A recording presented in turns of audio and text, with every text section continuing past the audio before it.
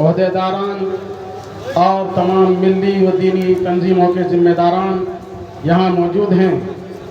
تمام حضرات اپنی طرف سے درد اور کرب اور اضطراب اور بے چینی کا اظہار کر رہے ہیں کہ ہندوستانی حکومت نے وقف قانون بنا کر ہندوستان کے یہاں کے مسلمانوں ہی کو نہیں بلکہ سیکولر پسند اور جمہوریت پسند ہر انسان کو تکلیف پہنچانے کا کام کیا ہے۔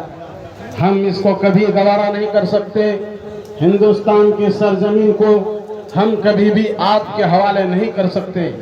ہندوستان میں کچھ ناپاک قسم کے لوگ ہیں۔ ہندوستان کی آزادی سے پہلے سے ہی ان کی کوشش رہی ہے کہ ہندوستان کو جلا دیا جائے، یہاں کے قانون، یہاں کے سنویدھان، یہاں کے آئین کو برباد کر کے وہ اپنا کچھ نافذ کرنا چاہتے ہیں۔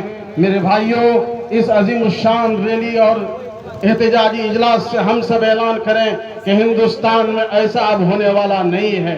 ہندوستان کے اندر مسلمانوں کو پنچر بنانے والے کہنے والے پردھان منتری کی طرف اگر یہ جملہ منسوخ کیا جا رہا ہے تو پردھان منتری کو اپنی ناکامی پر آنسو بہانا چاہیے کہ اس ہندوستان کے اندر آپ نے مسلمانوں کو پنچر بنانے والی قوم بنایا ہے۔ آپ ایک ذمہ دار پردھان منتری ہوتے تو یہ قوم کو پنچر بنانے والی نہیں بناتے۔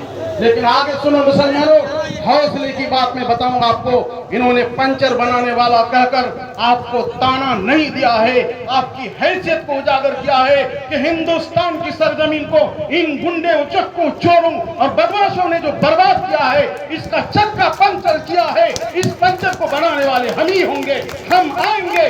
شیخ الاسلام کی اولاد جب سامنے آئے گی، یہاں پر اشفاق اللہ کی اولاد جب سامنے آئے گی، علماء سامنے آئیں گے، حضرت مولانا ارشد مدنی صاحب سامنے آئیں گے، حضرت مولانا محمود اسد مدنی صاحب سامنے آئیں گے، حضرت مولانا ولی فضل احمد صاحب سامنے آئیں گے، حضرت مولانا انوار صاحب، حضرت مفتی جاوید صاحب اور ہندوستان کے علماء سامنے آئیں گے، سیاسی رہبر سامنے آئیں گے۔ انشاءاللہ ہندوستان کی بگڑی ہوئی حالت کو ہم لوگ سدھاریں گے۔ آپ اور ہم تیاری کریں، انشاءاللہ اس قانون کو ہم ریجیکٹ کرتے ہیں، کریں گے، اور جب تک یہ قانون واپس نہیں ہوتا ہم سانس نہیں لیں گے، ہم نہیں بیٹھیں گے۔